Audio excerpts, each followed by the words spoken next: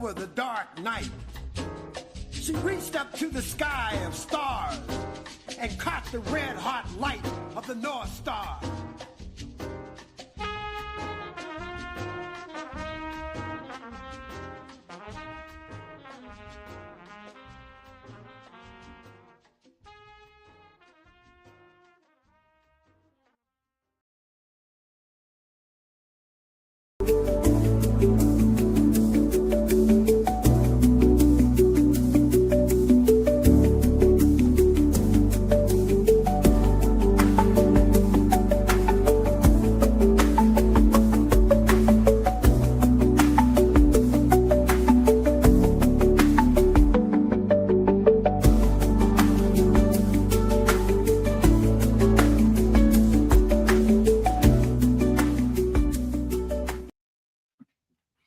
Greetings and welcome back as always.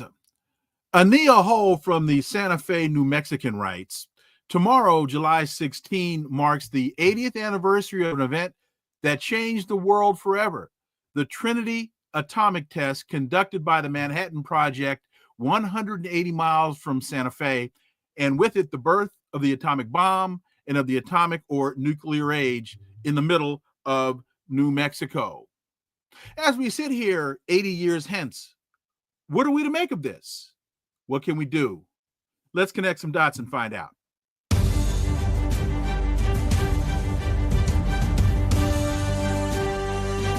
Connecting the Dots with Dr. Wilmer Leon, where the analysis of politics, culture, and history converge. Welcome to the Connecting the Dots podcast with Dr. Wilmer Leon, and I am Wilmer Leon. With each show, my guests and I provide insight and analysis into current events and the broader historical context in which most of these events take place. Let's quickly look at some of today's headlines. Senate Republicans divided over looming vote to rescind $9 billion in spending. The recessions bill to claw back funding approved for foreign aid, NPR, and PBS is a top Trump priority, but some Senate Republicans have raised concerns about the cuts. Folks, they're playing with funding for healthcare, education, and other essential programs. This is not advice and consent or oversight by Congress. This is abdication of constitutionally mandated responsibility and constitutional capitulation. The Wall Street Journal reports inflation picks up to 2.7% as tariffs start to seep into prices. Economists are split on how much tariffs will affect prices in the coming months as Trump's tariff policy remains uncertain. And this while JP Morgan chief executive Jamie Dimon has sounded Wall Street's clearest warning against the Trump administration's attack on Federal Reserve Chair Jerome Powell.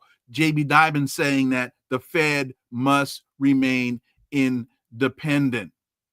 And finally, President Trump has encouraged Ukraine to step up strikes deep inside Russia and even asked Ukrainian President Zelensky if his forces are capable of striking Moscow if the U.S. provided longer range weapons. That's according to the Financial Times from today. On today's episode, the issue before us is nuclear weapons, and tomorrow being the 80th anniversary of the detonation of the Trinity test in New Mexico. My guest is the executive director of the International Campaign to Abolish Nuclear Weapons, ICAN, and former minister for international development in Australia, the Honorable Melissa Parke. Melissa, welcome to Connecting the Dots. And we are also joined while we work out that technical issue. Hold with me one second, folks. I think we've got a technical problem here. Let me see what's happening here. Okay, let's do that. That's fine. We'll take them via audio. That's fine. They are in New Mexico, traveling from event to event. And so we're having some technical difficulties bringing them up. And while we work through that, let me go back to, because I think this issue is directly tied to the possibilities of nuclear conflict, and that is, wait a minute, hang on. Oh, okay, that's had nothing to do with this. All right, so President Trump has now authorized sending additional weapons to Ukraine. And it is reported by the Financial Times, as I said in the open, that he's encouraging Ukraine to step up strikes deep inside Russia. And it is reported that he even asked President Zelensky if his forces were capable of striking Moscow. This, while we know that Russia has modified its nuclear policy to now President Putin. Okay, let me finish this point and then we'll bring him up. President Putin has approved changes to Russia's nuclear use doctrine, setting out new conditions under which the country, Russia, would consider using its arsenal. The doctrine now says an attack from a non-nuclear state, if backed by a nuclear power, will be treated as a joint assault on Russia. So the United States, using Ukraine as its proxy to send missiles deep into Moscow, would be viewed by Russia as a new condition, as a threat by a non-nuclear third party. Folks, that you're playing very fast and loose. You're playing seriously, a very serious game here, which you have to ask yourself why. You've got to ask yourself, is this a matter of what many see as being we've talked about this on the show before, de-escalation by escalation, that somehow there are people in the Trump administration, or there are people that are advising the president, who think by escalating the conflict, by providing Russia providing Ukraine with longer, deeper strike capabilities, that somehow that's going to bring Russia to the bargaining table.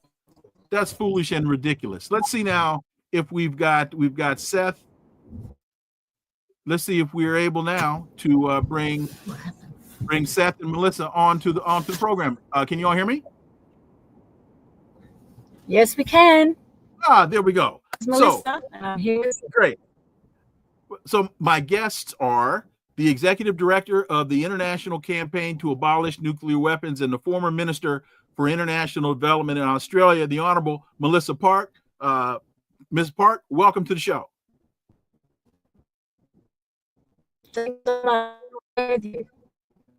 And we're also joined by Seth Sheldon, General Counsel and United Nations Liaison for the International Campaign to Abolish Nuclear Weapons and a 2017 Nobel Prize laureate. Seth Sheldon, welcome.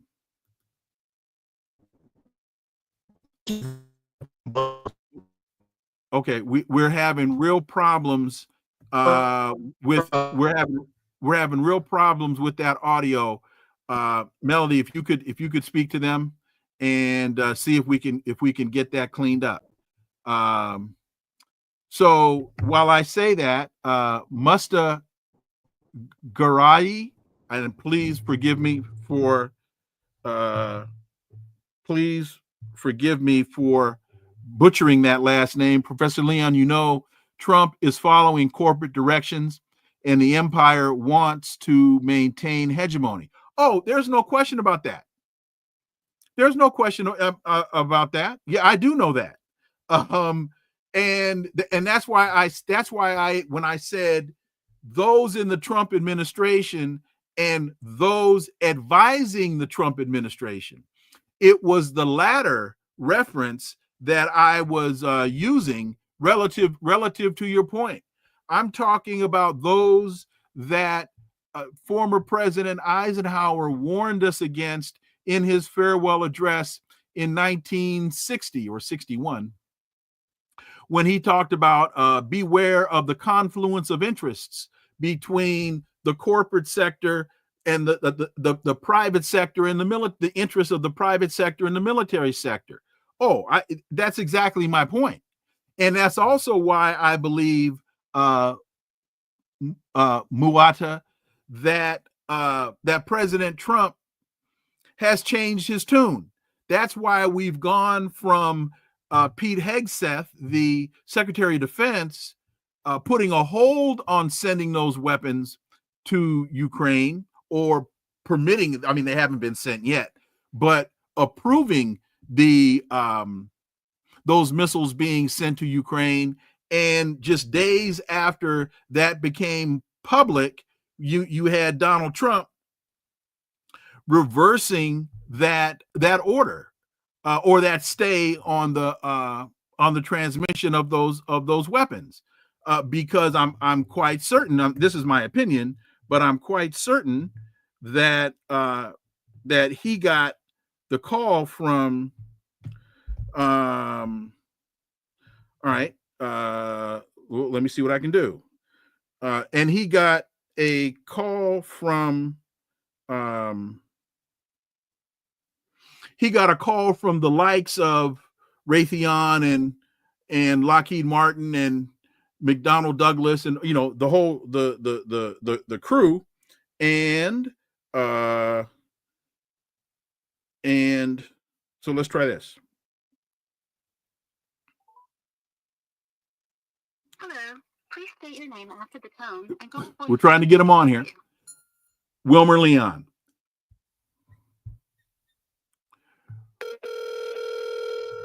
Let's see what we can do with this. Melody, how's that audio? At least the dial tone. I don't know if this is going to work.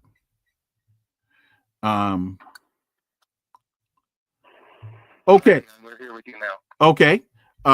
So thank you very much for joining us.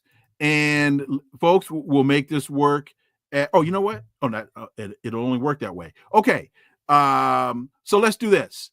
We're gonna right now. We're gonna run a video of that the newsreel from the test in New Mexico. Let's go ahead and run that video. From the New Mexico desert come first pictures of the sequel to the atom bomb's final test. From this observation tower, scientists watch the result of their years of work.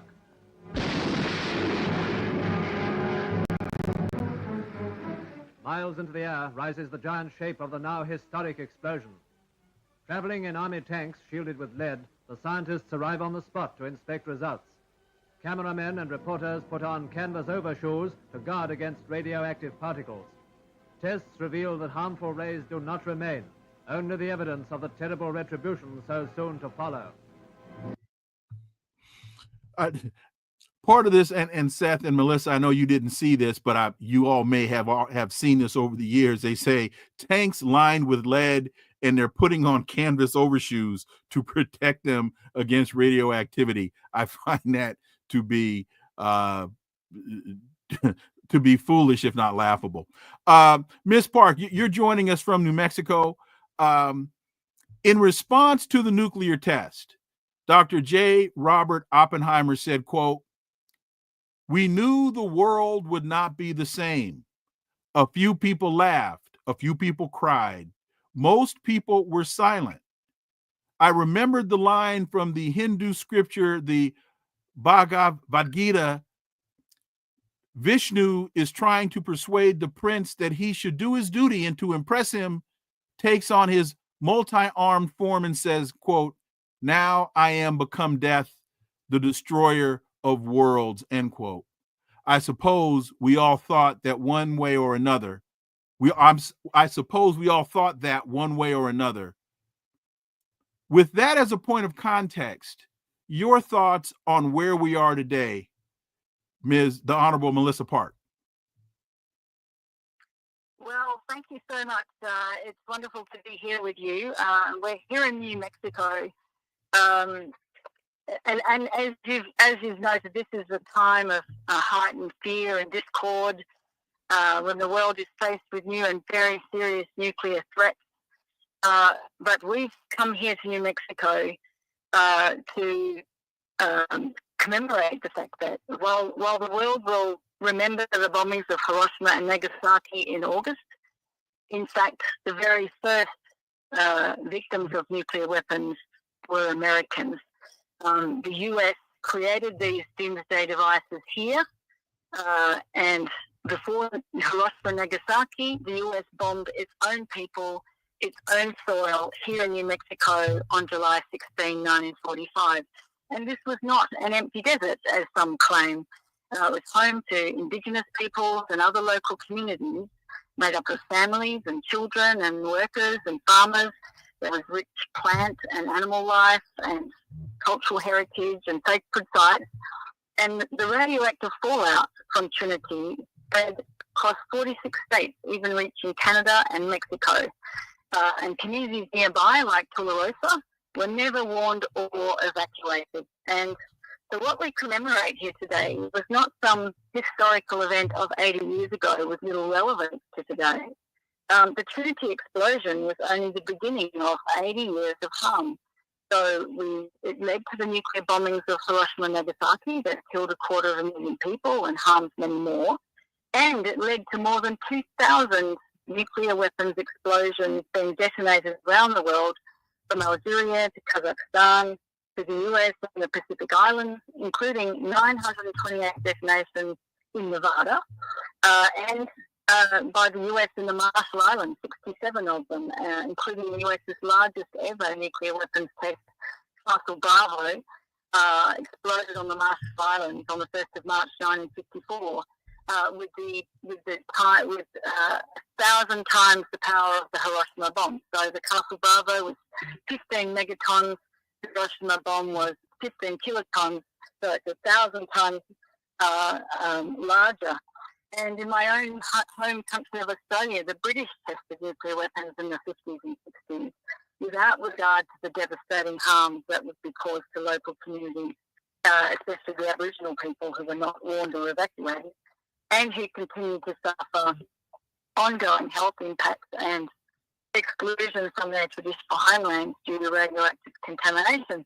So what we're seeing is this pattern that started here but has gone around the world. These so-called tests have inflicted catastrophic harm, mostly on indigenous and colonised and vulnerable communities and their environments without consent or information, and they were not scientific experiments but acts of violence that left intergenerational trauma and radioactive contamination in their wake. And they're also weapons that across the life chain harm people who are innocent, downwinders, uranium workers, communities exposed to nuclear waste. And we know that here in the US that survivors have been fighting for basic recognition and medical care, while the US is now spending $2 trillion on a nuclear weapons modernisation that the Federation of American Scientists has shown offers no meaningful increase in security, risks a new global arms race, and diverts critical funds away from healthcare, housing, and environmental action. So that's a basic summary of why we're here. We're here to link all of these issues and tell the story of the terrible harm that nuclear weapons cause wherever they are. In fact, they don't even need to be exploded to cause catastrophic, indiscriminate, ongoing harm. And Seth, your thoughts as well, again, using Oppenheimer's statement as part of a context. Your thoughts about then and now? Thank you, Wilmer, and thanks for having us. And just in case, and apologies for the technical difficulties, it's owing to the fact that we are, as Melissa said, on this journey right now through New Mexico with spotty service here and there. But it's been such a remarkable opportunity for us to be with the people who are trying to tell the stories about what nuclear weapons really do outside of the context of this theoretical discussion about deterrence and whether or not we're preventing harm with having nuclear weapons. We can see firsthand here how nuclear weapons actually cause harm and have done so for generations now. And just to introduce myself real quick, because I missed if we were, just my name's Seth Sheldon, and I work with Melissa on our staff team for ICAN, the International Campaign to Abolish Nuclear Weapons, and we're a coalition of non-governmental organizations, more than 700 in 110 countries that are all working to stigmatize, prohibit, and eliminate nuclear weapons. And one of our primary tools for doing that is the Treaty on the Prohibition of Nuclear Weapons.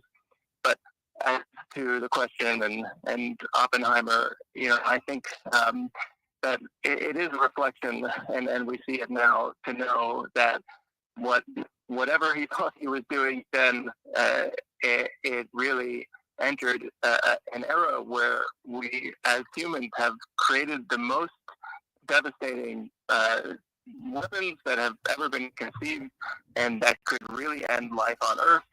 And what people, I think, don't realize is that first Trinity test, and Melissa talked about the Castle Bravo test over the Marshall Islands, which is 1,000 times the size of the Hiroshima bomb, that ushered in the era of the hydrogen bombs. And today, even what nuclear armed states, and there are 9 of them with over 12,000 nuclear weapons, what they refer to as their tactical nuclear weapons, those, and in the media, these are sort of described as being more limited, smaller, for use on the battlefield.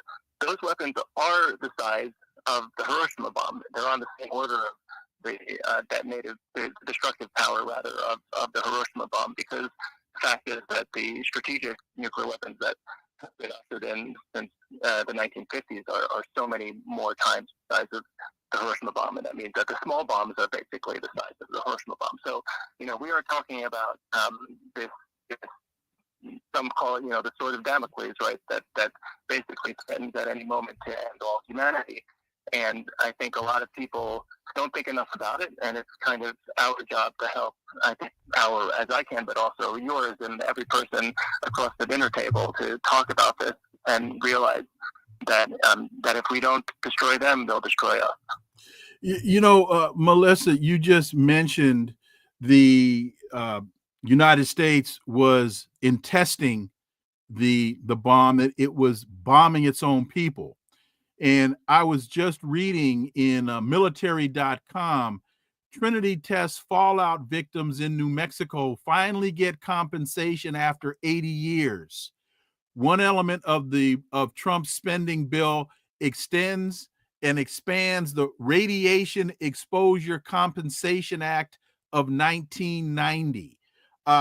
Does that have any real significant and relevant impact to the victims, the minors and the individuals that were just innocent individuals living in the space during that time? Does that really mean anything now?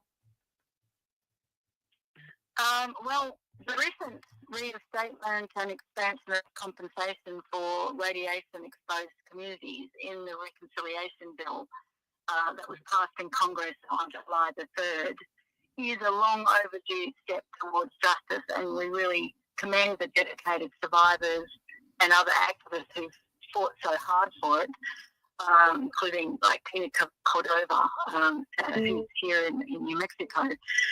We also recognise, though, that this is the first step with more work to be done, and we as the International Campaign are standing in solidarity with the efforts at the national level to achieve justice for all impacted communities. There's a number of issues. Firstly, the amount, $100,000 doesn't go very far when you have medical bills that for cancers and other devastating diseases, they mount up those bills, and so $100,000 is very limited.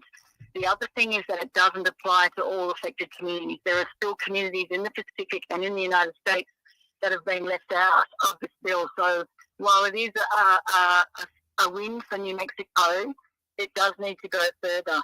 And the other thing is that I hope that what we'll see is a congressional investigation into the impact of nuclear weapons on the communities in the US. We had a Royal Commission in Australia into British nuclear weapons testing. The French Parliament has just issued a very strong report into France's nuclear weapons testing in the Pacific. And so this is something that I think would really benefit the American community to be able to know what all of the adverse impacts are and to see what more needs to be done to deliver justice, because at the moment, there's a lot of people who are hurting and who are not being listened to, and they need to have their say at the national level.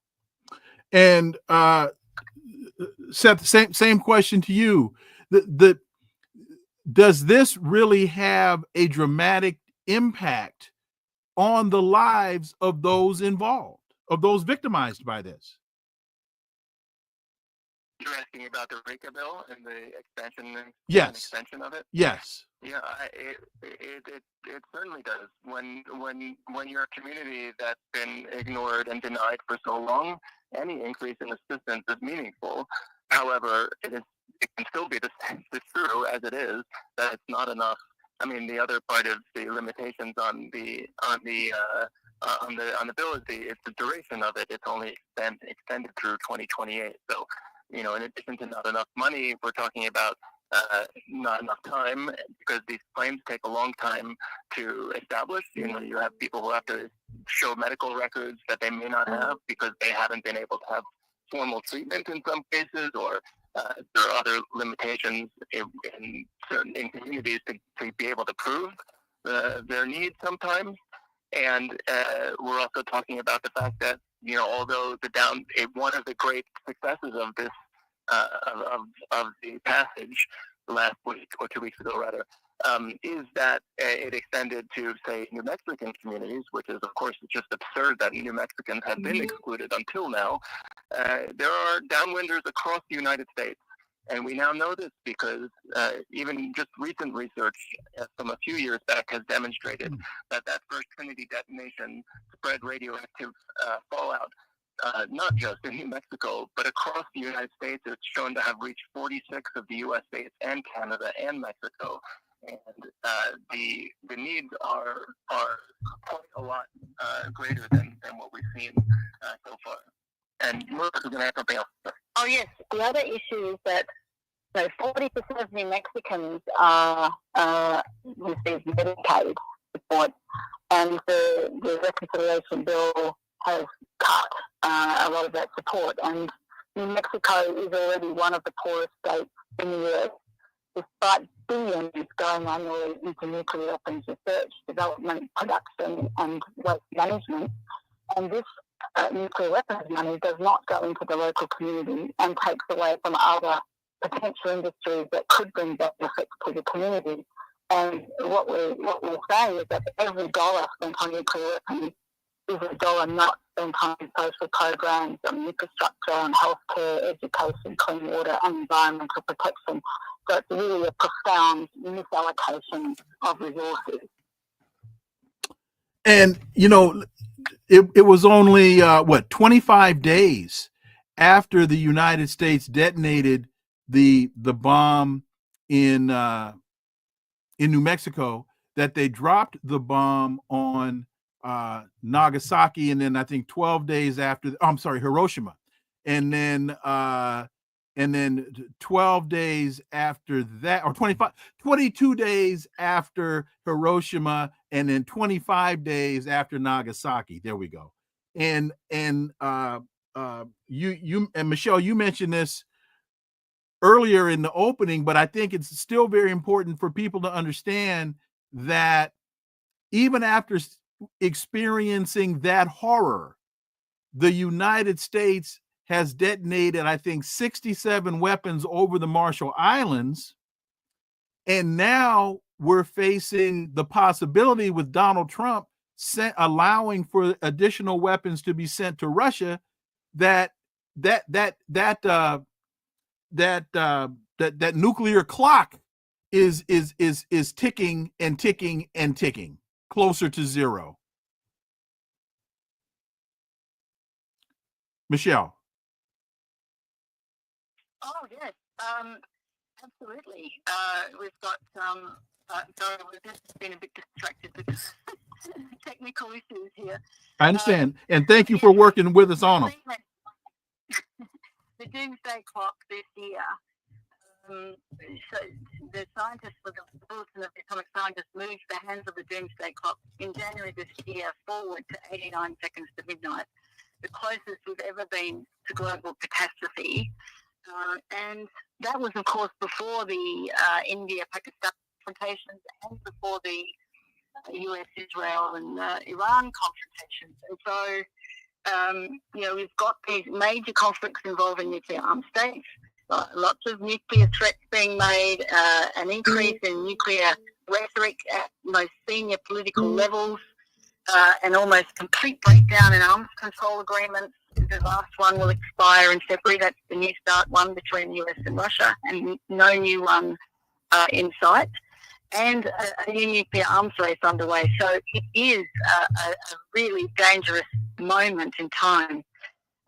And we know that as long as any nuclear weapons remain anywhere, they are bound one day to be used, whether by design or by accident or miscalculation or unhinged leader or cyber attack. So there's so many ways that deterrence can fail. That the only way of ensuring the safety for our planet and humanity is to eliminate nuclear weapons altogether. And that's why we have this treaty on the prohibition of nuclear weapons that we really hope the United States will join.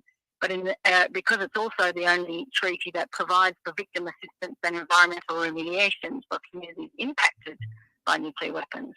And so, but in the meantime, half the countries of the world have already joined the treaty, and we're working on the other half. And it's basically the rest of the world that does not have nuclear weapons, that is, the vast majority of the world, are saying to the 9 nuclear armed states, you do not have the right to put all of humanity at risk. We must eliminate nuclear weapons. And so, Seth, let's move the discussion from where the world is now to where you and your organization are trying to get the world to be. Not only non-proliferation, but total removal of nuclear weapons from the arsenal.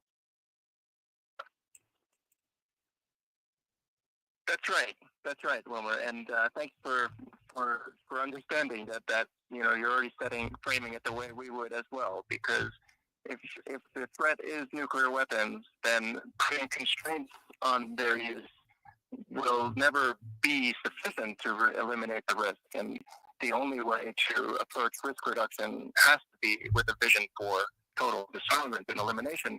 And that's a tried and true method. That's how we've managed to minimize, bring true security in the context of other weapons of mass destruction as well.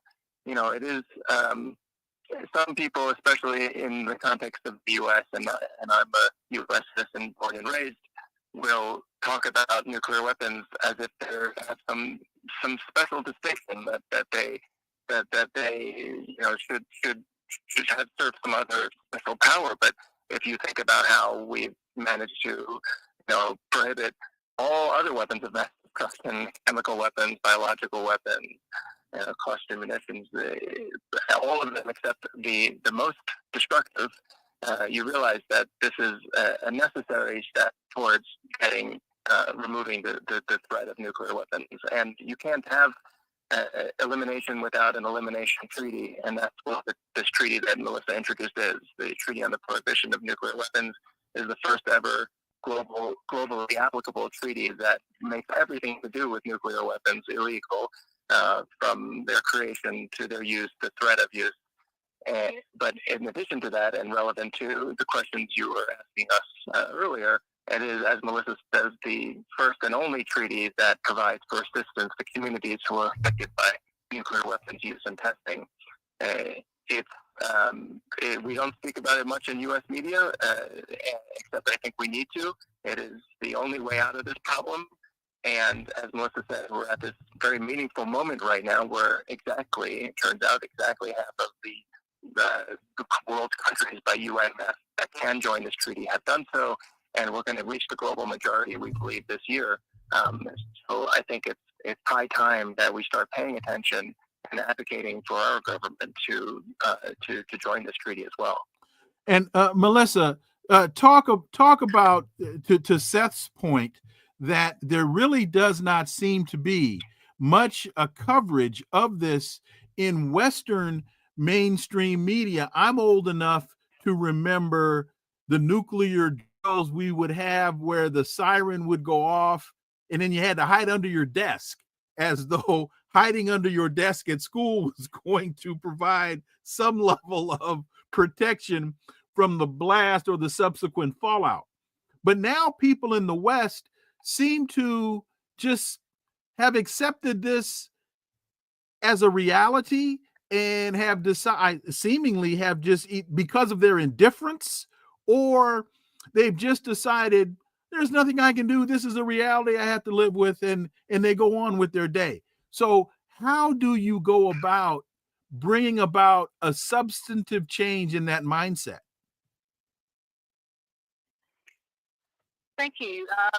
Exactly. That's what our campaign has been working on since it was first formed in 2007 in Melbourne, Australia, by a small group of people sitting around a kitchen table asking themselves what they could do to rid the world of the world's worst weapons. And they decided to start a campaign based on the earlier successful campaigns to ban landmines and cluster munitions. It prohibits the weapons and they become legally and morally unacceptable to use. And ICAN change the narrative around nuclear weapons by the narrative for decades have been controlled primarily by those who have them. And their message has been, well, nuclear weapons provide security and safety, stability. And we'll change this narrative by focusing the conversation instead on what would happen when nuclear weapons are used, and showing the real security impact by highlighting the incontrovertible evidence from Hiroshima and Nagasaki and from the more than 2,000 nuclear weapons detonations exploded on defenceless communities around the world, that nuclear weapons cause indiscriminate, catastrophic harm to people and environments across long periods of time and across vast distances. And so you had this recognition of, so you had the very real consequences and dangers of nuclear weapons versus this theory that supposedly they keep us safe.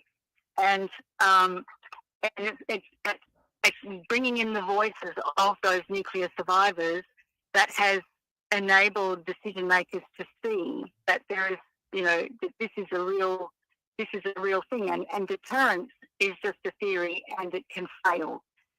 Whereas the humanitarian consequences and the risks that are posed to all of humanity from nuclear weapons are very, very real. And we do have a choice as humanity. I mean, the dinosaurs did not have the option to avoid the asteroid that made them extinct, but we actually do have an option. Nuclear weapons are not part of the natural world that we're doomed to suffer. We can choose to eliminate them and eliminate the risk by eliminating the weapons. And of all the global challenges we face, this is the least complex. Humans built nuclear weapons and humans can dismantle them. All it requires is political will and leadership. And so far, it is civil society and it is the member states that have joined this treaty on the prohibition of nuclear weapons who are showing that leadership. And I mean, but the fact that we have this treaty, which people said wasn't going to be possible, shows that we can do something. And I think the important thing is to know that everybody can actually take some action about this. We can all ask our banks and universities and superannuation funds, our pension funds about their ethical investment policies and demand they divest from nuclear weapons. We can speak to our elected representatives at all levels and demand they raise the issue of this treaty in their party rooms and in the Congress or in their local governments. We have a cities appeal where we can get cities to say, because cities are the primary targets of nuclear weapons, if cities want to look after their citizens, the first thing they should do is say, hey, we need to join this treaty. So we have major cities around the world in nuclear armed states that support this treaty, like Paris and like Washington, D.C. and New York and Berlin and Rome and Athens. I mean, it's a very powerful message to send to the federal government or national government that we need to de-risk our world, our country, and get on board with this treaty that is seeking to save the planet essentially. And those are very simple things that we can all do as artists. We have an Artists Against the Bomb program where artists design posters and with messages about anti-nuclear messages, and it's very powerful. You can convey a lot with a poster or a song or some other kind of artwork. I mean, whatever our skill is in life or whatever our interest, we can do something, and action is the antidote to a feeling of helplessness and hopelessness. And of course, you can join organisations like ICAN that are, or support organisations like ICAN that are raising these issues. And Seth, we have a chart up on the screen right now. How many nuclear weapons exist? Russia has 5,580. The U.S. has 5,225. China with 600. France with 290, and then so on. And we've been convinced about the idea of mutual annihilation, and that somehow this arms race is like a baseball game, and the more runs you score, the safer you are. But explain why that logic is really failed logic. Well, I would argue that to the extent that this concept of this baseball game, as you say, or that perhaps you refer to the fact that the arguments around our weapons prevent our adversary from using their weapons, yes, and their weapons prevent us from using ours. If that ever made sense, then I would argue, and I'm about to explain why, it didn't. But it would have applied perhaps in a bipolar context during the Cold War, is when this theory, and as Melissa said, this is a theory where the harm is real, but that's where that theory came about. Now, what that theory never took into account when it was devised in the halls of the RAND Corporation or in the Pentagon is the real risk of accident, miscalculation, and the hundreds of documented, increasingly declassified examples of where some accident or miscalculation resulted in a near launch or a accidental launch that did not detonate. The many cases of missing weapons, the many cases of computer error that could have and very nearly didn't extinguish humanity. So I think that's one easy way to defeat this argument that deterrence works. Now, to the extent that deterrence works in any specific context, that's the wrong question. The question to me is not whether it can work ever, but whether it will work forever. If it doesn't, then we have only one choice, and that's total elimination. Now, when the Cold War, since the Cold War ended, and mind you, we were in a period where there were tens of thousands more nuclear weapons at a time held by the U.S. and Russia. Today, the U.S. and Russia hold more than 90% of the nuclear weapons in the global arsenal, but we see that there are 7 other countries that have nuclear weapons, as your chart would show. It probably doesn't show that there are nuclear weapons in a further 6 countries that so-called host weapons for the U.S. or for Russia, which exponentially increases the likelihood, the risk that these weapons will be used, whether on purpose or by accident. And I think that when we are basically embracing, as the U.S. does, a notion that these weapons keep us safe, but our adversaries' weapons are dangerous, we are basically incentivizing others to pursue them. As long as the weapons exist, people will seek them, and there is only so long that we can hope that the current political order will and really luck. And you don't have to take my word for it. Many of the, for example, U.S. leadership has, since they left leadership, admitted that it has only been luck that has kept us out of trouble. Robert McNamara is one example that said that when the Cuban Missile Crisis did not result in World War III, that it was only luck that really prevented it. So luck is not a strategy. It's not a long-term solution, and that's why we are advocating for abolition and disarmament as the only strategy.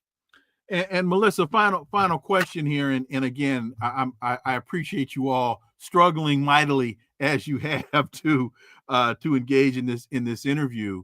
And I want to go back to a point that I made earlier on, which is it's just been announced that President Trump has agreed to send weapons to NATO, and that NATO is then going to send those weapons to Ukraine, and that Trump has asked Zelensky, can you launch deep into Russia from here, as in Ukraine, knowing that Russia has changed its nuclear doctrine to now say an attack from a non-nuclear state, if backed by a nuclear power, will be treated as a joint assault on Russia.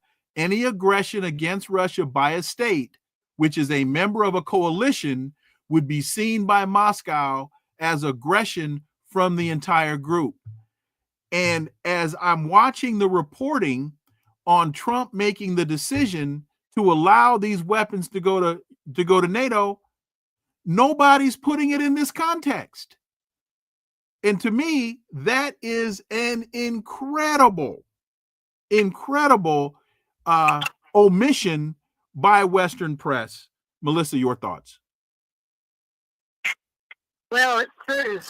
Western press, when we have a very powerful military-industrial complex that funds lots of think tanks and contributes to mainstream media, and mainstream media just accepts a lot of the propaganda that comes out of these places.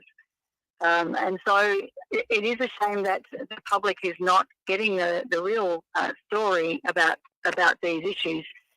We know that, in the context of the Ukraine war, and we've seen with the US and Israel's illegal attacks on Iran, that nuclear weapons are being used, really, I think, to coerce and intimidate. The fact that these states have these weapons emboldens them to act in a way that means they're not accountable. And nuclear weapons in any context are dangerous.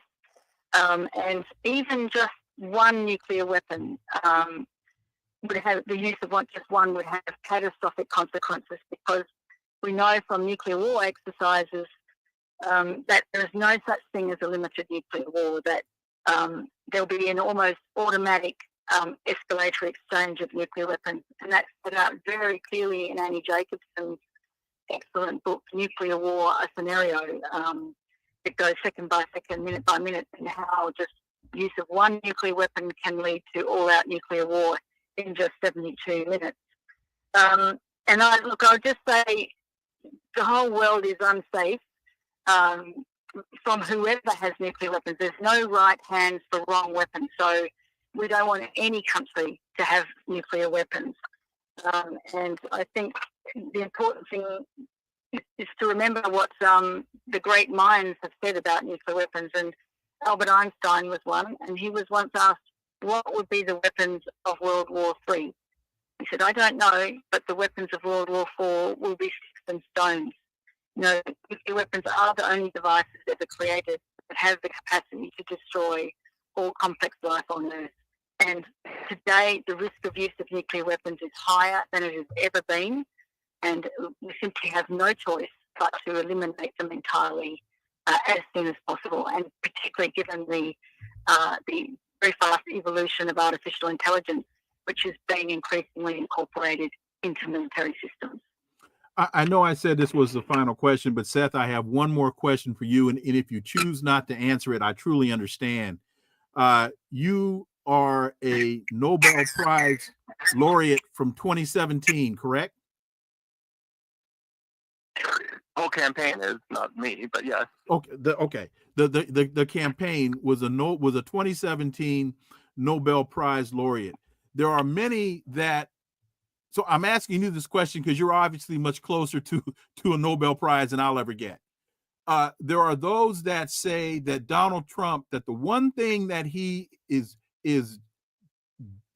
dying for is a Nobel Prize.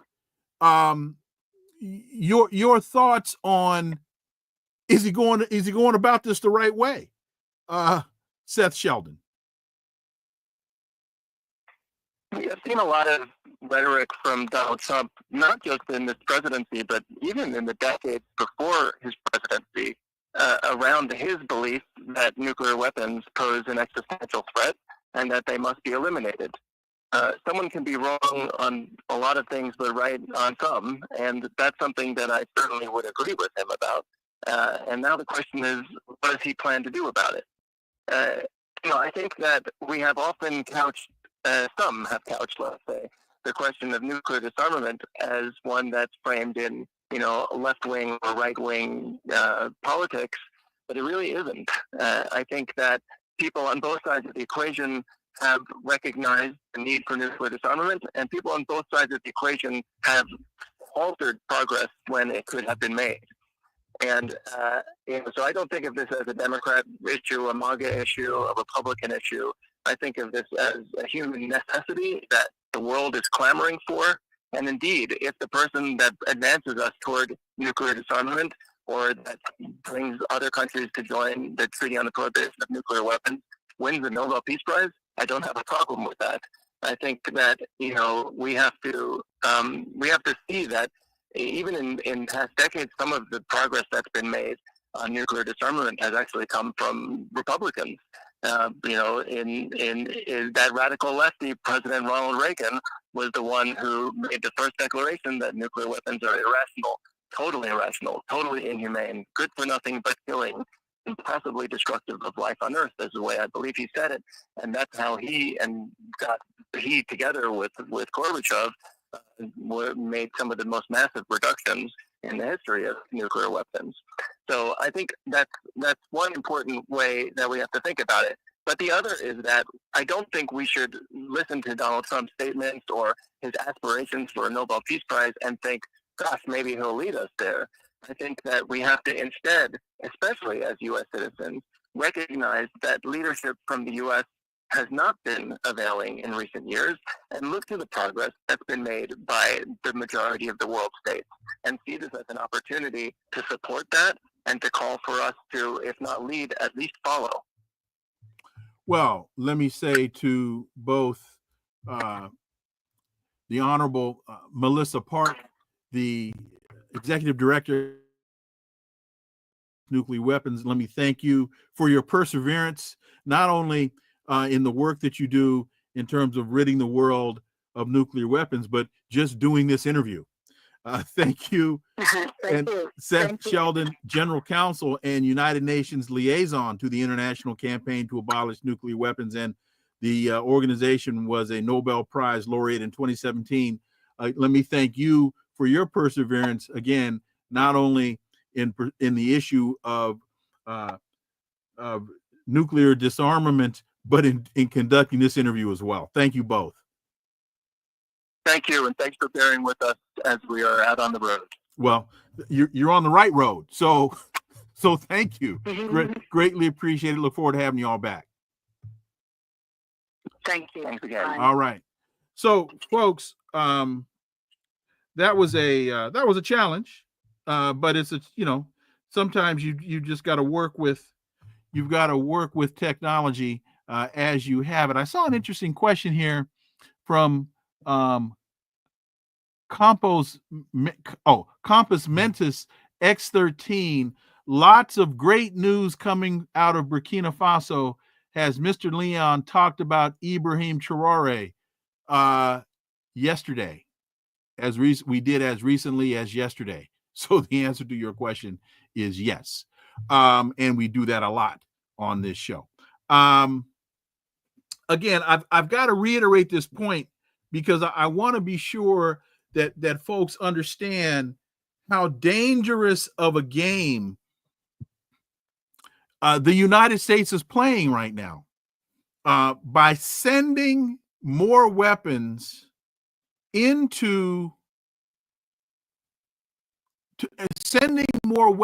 NATO, so that NATO can then purchase these weapons. So first of all, that point right there shows you that this is nothing but a money laundering scheme. That's all this is.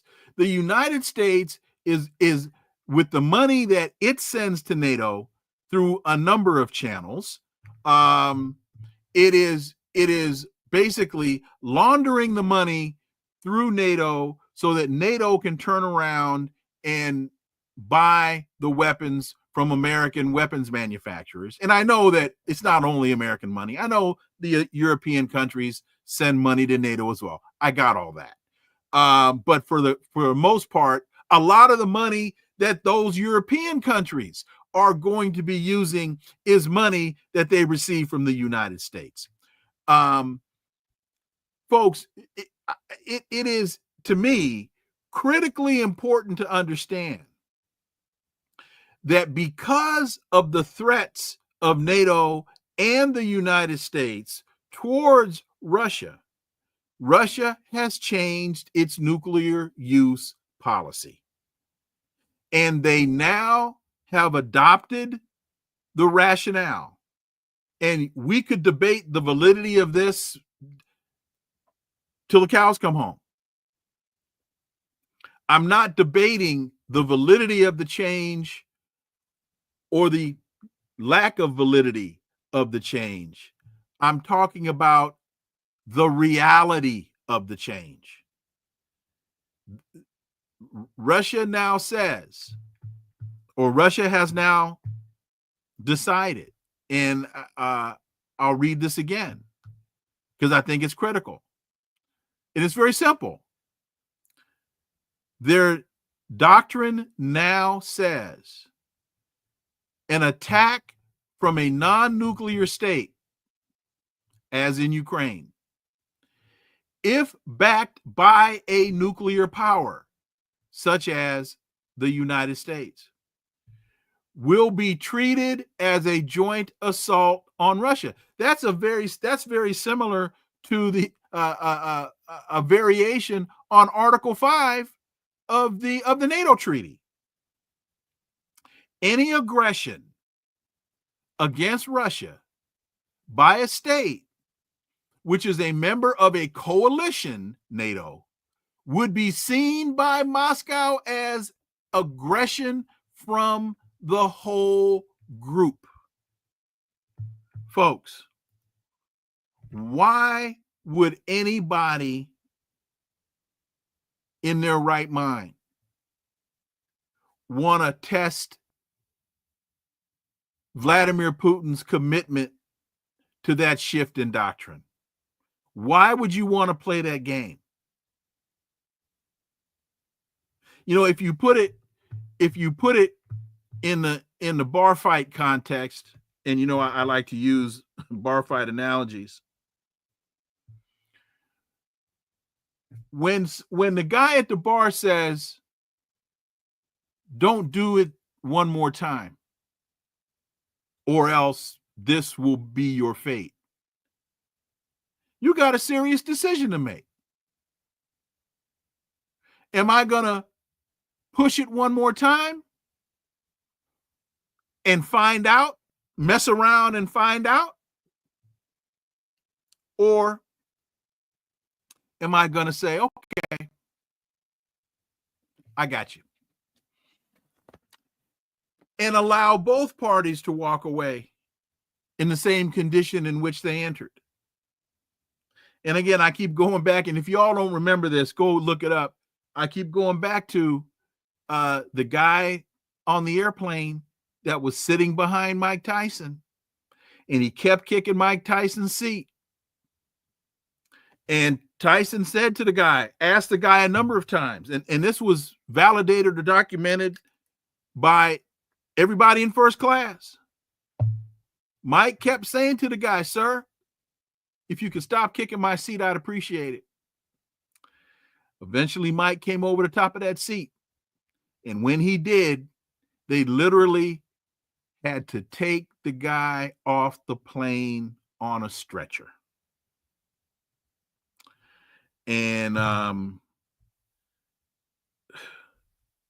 there won't be a winner on this one. But I can tell you who the losers are going to be. Yeah, Cherie, don't screw with Mike Tyson. Who? Billy Willis, Dr. Leon, in today's analogy, who is Mike Tyson? Oh, Russia is Mike Tyson. Billy Willis, Mike Tyson, Russia is Mike Tyson. And the United States is continuing to kick Russia's seat, the back of Russia's seat. Because Russia has been saying for years, you guys have been lying to us. You guys have been lying to us. You told us that Russia would not, that NATO would not be expanded any further eastward beyond West Germany. You told us that in 1990. See, I'm not going to go through the whole historic chronology now, but this is why it's so imperative that you connect these dots. Because you have to go back to the statement made by, oh shoot, now I forgot the guy's name. Former Secretary of State, George Bush's Secretary of State. Let me see if I can quickly look this up. George H.W.'s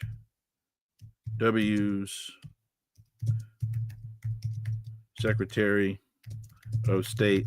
What was the guy's name? James Baker. James Baker III. See, folks, this is why, and it's also, let me just quickly interrupt myself and say this. I'll be quick with this. Don't mistake my saying what I'm saying with my supporting either side, because I'm not. What I'm trying to do, and what I always try to do, is provide the accurate historic context. I try my best to provide the facts. And with my providing the facts, you then can decide for yourself who's right and who's wrong. So James Baker, then Secretary of State, the guy on the left facing the screen, the guy on the right is George H.W. Bush, Big Bush. His son Shrub was W. Little Bush. Baker told Mikhail Gorbachev, as the United States was trying to reunite East and West Germany in 1990, 1991, Baker told Gorbachev, if you agree to the reunification of East and West Germany, NATO will not move any further eastward towards the then Soviet Union. And Gorbachev believed James Baker. And it wasn't only James Baker, there were other international leaders in the room at the time. I don't remember at the time the president's names, but the Chancellor of Germany, the President of France. There were a number of memos and exchanges, written exchanges that went back and forth. And there are those who would argue, those who would try to refute my statement. Well, there you go. That, well, it wasn't a treaty. Therefore, it has no bearing. It has no holding. It has no standing. To which I say, nay, nay. If you follow international law, because international law, I think the case is Norway v. Greenland. I think that's the case. Norway v. Greenland, a 1933 international law case where the holding was statements, commitments made by representatives of foreign countries are contractual. They are binding. You can take them on face value. If we were in a basic contracts class, we would consider that the statement by James Baker to be statements against interest, that you believe what the individual said, because why would someone say something against their interest unless it was true? So with that understanding, NATO will not move any further eastward towards the Soviet Union. All we have seen since that statement was made is, based upon the backing and the support of the United States, all we've seen is NATO move further eastward towards the former Soviet Union, which is now we know as Russia. That's all it's done. And Putin has been very consistent. This is why when you listen to Donald Trump now and he says, oh, you can't trust Vladimir Putin. Oh, Vladimir Putin has lost his mind. Oh, dude has been nothing but consistent. Sergei Lavrov, the foreign minister, has been nothing but consistent. And the spokespeople, her last name is Sharapova, has been nothing but consistent. Former president of Russia, Medvedev, has been nothing but consistent. Here are our concerns. Here are our demands. You can't continue to put missiles on countries that border our country pointed at our capital. That's all they're saying. You can't put missiles on my border. Hence the Cuban Missile Crisis. See, we have historic precedent for this conversation. We have historic precedent. What did the United States do when the Soviet Union put missiles in Cuba? Damn near started a nuclear war. Oh, you can't put missiles that close to the United States? Oh no, that's an existential threat. You can't do that. No.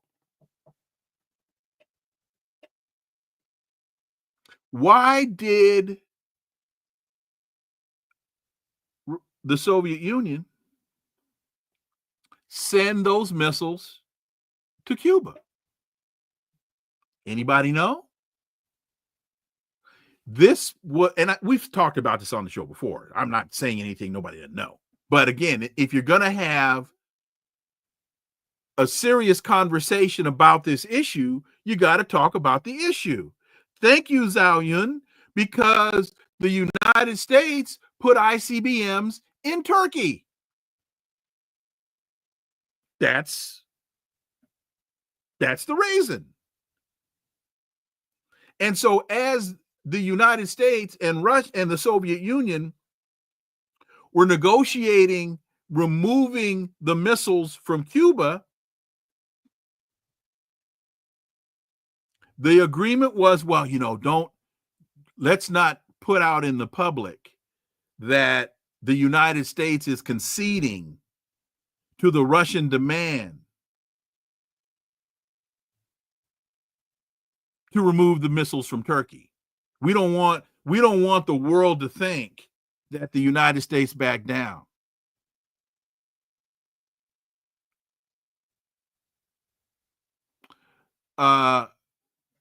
Billy Willis, Dr. Leon, from your statements today and previous statements I've heard from you, you seem to be a supporter of Putin. Why?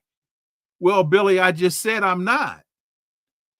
Billy, why is my telling the accurate history? Oh, let me put it another way. Billy, let me put it another way to you. What's 1 + 1? Billy, what's 1 + 1? 1 + 1 = 2. Okay. If you call Vladimir Putin right now and say, yo, Vlad, what's 1 + 1? And he says, 2. 1 + 1 is 2. 2. Oh, are you now supporting Vladimir Putin because you both agree that 1 + 1 is 2? No. Billy, there are certain events that happened. There are certain things that took place. And if you're going to have any semblance of an intelligent conversation about this issue, there are certain things you have to understand. And if you don't understand them, you can't have an intelligent conversation about them. It's that simple. Certain things happened. All I'm doing, contrary to what they do on MSNBC and what they do on CNN and what they tell you in the Washington Post and what they tell you in the New York Times and in other places, I'm telling you what happened. Do me a favor. And I'm not, and folks, I'm not picking on Norm. You're right. Billy Willis, what did Malcolm tell us? What did Malcolm tell us?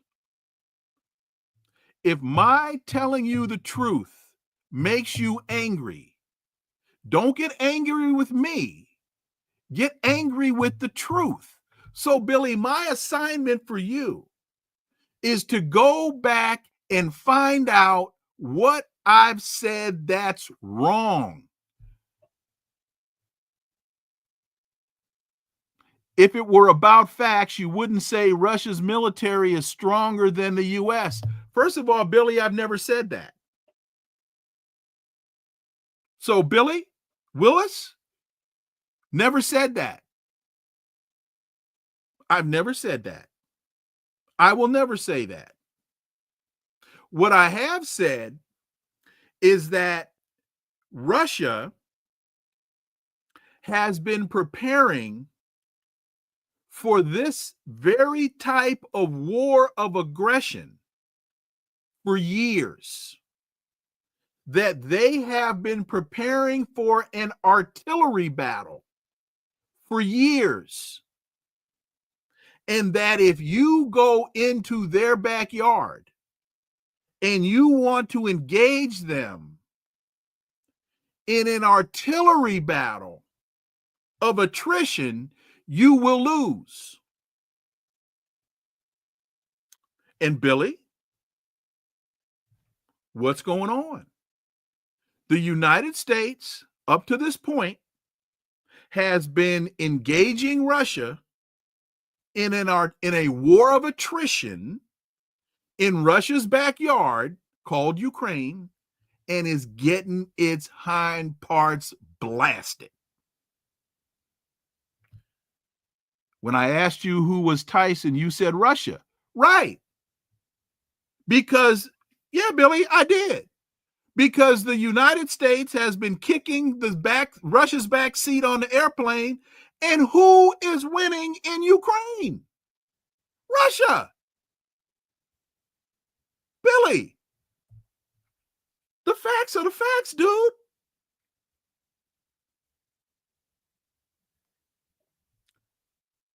What does so I've been asked,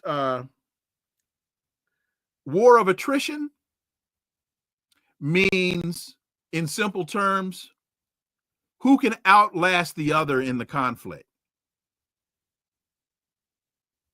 That's a war of attrition. So Russia, for the last, I don't know, we'll just say for simple math, 10 years, they've been building artillery. They've been manufacturing artillery, and they've been storing artillery all over the country. So that if anybody decided that they wanted to attack them,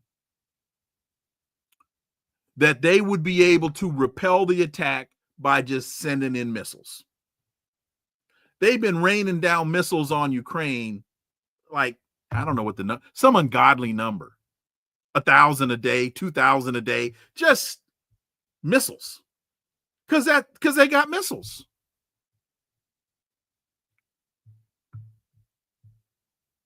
Billy, didn't you say that Russia would beat Ukraine in 2 weeks? I did say that. I did say that, Billy. And what happened? Do you remember what happened, Billy? It wasn't 2 weeks. It was 3 weeks.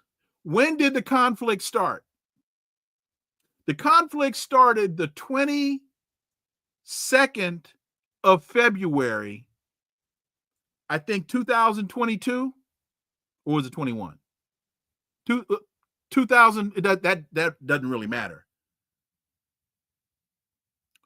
The date, February 22nd. Actually, I'm sorry. It wasn't 2 weeks. It was a month and a half. I said 2 weeks. A month and a half into the fight, it was the middle of April of the same year, Billy Willis. It was April the same year. What happened? Do you remember what happened, Billy Willis? If you don't, I'll tell you. Ukraine negotiated a peace deal with Russia. What I did not anticipate, what I did not forecast, what I did not factor into my analysis was that the United States would send Boris Johnson as its emissary into Ukraine to tell Zelensky not to sign the peace deal. So a month and a half into the fight, I said 2 weeks, it wound up being a month and a half. A month and a half into the fight, Zelensky raised the white flag. Zelensky raised the white flag. And the United States told Zelensky, and this was the point I did not anticipate. Under no circumstances is the West going to support you signing a peace deal. And so Zelensky withdrew from the deal. Now, that's a fact. The war was still going on. I don't know the answer to that question, Billy. Why does Russia need North Korean troops? I don't know the answer to that question. Honestly, I don't think they do. I don't think I take issue with the premise of your question. I don't think Russia needs North Korean troops. Oh, look at her. I don't think, and so for those of you that don't know, the guy in the blue tie is Boris Johnson. The guy to Boris Johnson's left is Volodymyr Zelensky. And where are they? They're walking through Kyiv. As Bojo went to Zelensky and said, dude, ain't no surrender happening here. Ain't no peace deal going to happen here. So again, Billy, you got to know the facts, partner. Getting back to your point, why does Russia need North Korean troops? I take issue, and this is just my opinion, because I don't have any facts to support what I'm about to say. So this is just my opinion.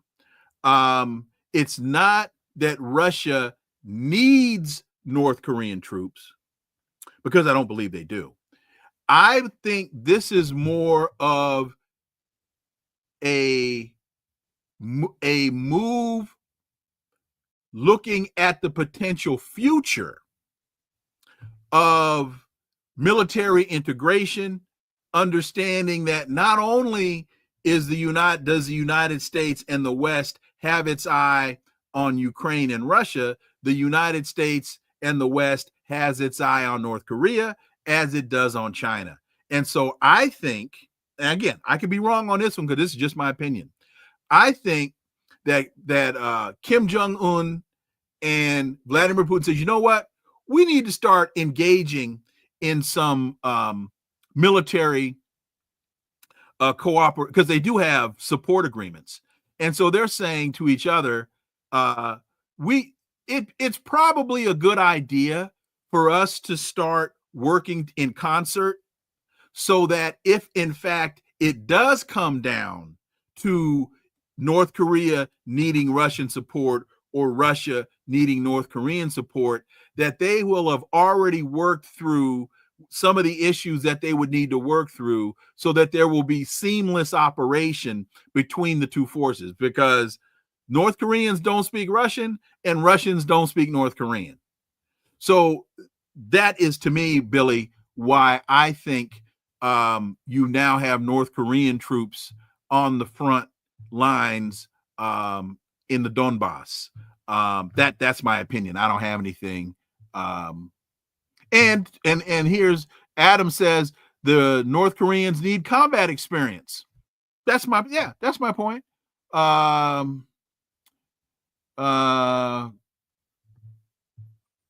I don't understand that point about censorship. So Zhao Yun, again, if Russia didn't need them, why did they let them fight with Russian troops? I just explained it. Because it's not that they need them now, but understanding that the West is not going to just sit idly by, let it get its hind parts whooped. I mean, they're already trying to start a fight in China.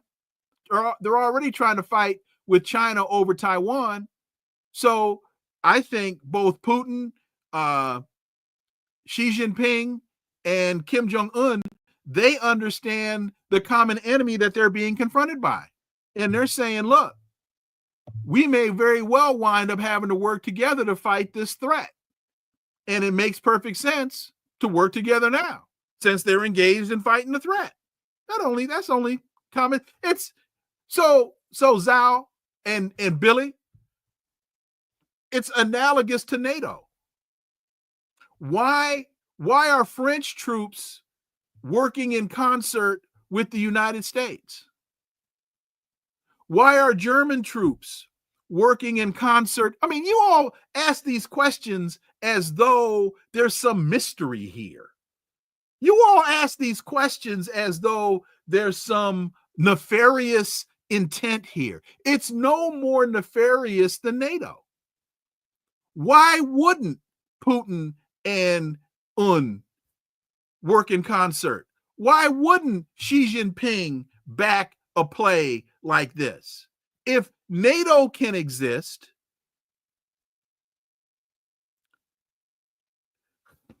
see, man, you say stuff.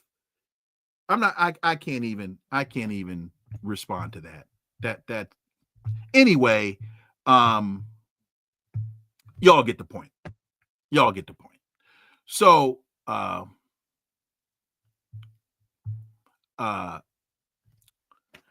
I thought that in spite of the challenges that we were confronted with,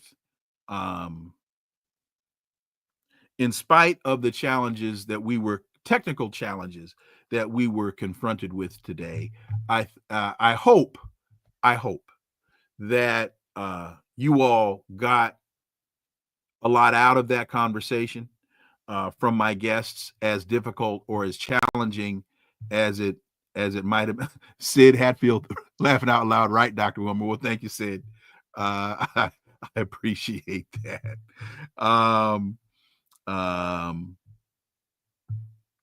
Yeah, I hope that you all found some value in that conversation. So tomorrow, Professor Dan Kovalik is going to join us tomorrow. Somebody yesterday, I can't remember who it was, but somebody yesterday asked, where was Dan Kovalik?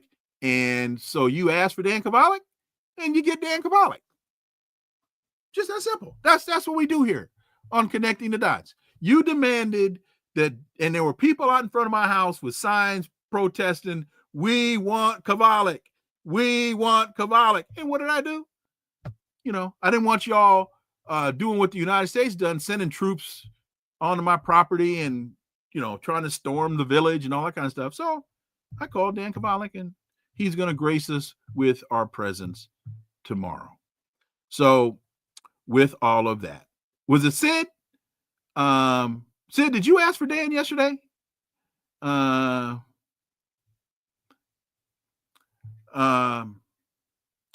So with that, I got to thank my guests for joining me today. The Honorable Melissa Parke, Executive Director of the International Campaign to Abolish Nuclear Weapons and the former Minister for International Development in Australia, as well as Seth Sheldon, General Counsel and UN Liaison for the International Campaign to Abolish Nuclear Weapons. I got to thank them both for joining me today. And thank you all for listening to the Connecting the Dots podcast with me, Dr. Wilmer Leon. And again, thank you all for enduring the challenge that we had to go through to make that happen. And as always, she doesn't want me to use her to tell you her name. She's shy that way, but my phenomenal producer endured the challenges and found a solution. So thank you as always. And so follow us on social media. All the links are below in the show description. Remember that this is where the analysis of politics, culture, and history converge. Talk without analysis is just chatter. And we don't chatter here on Connecting the Dots. And because this is rhetoric free. See y'all tomorrow. Dan Kovalik joins us. Until then, I'm Wilmer Leon. Have a wonderful remainder of your day. Peace. I'm out.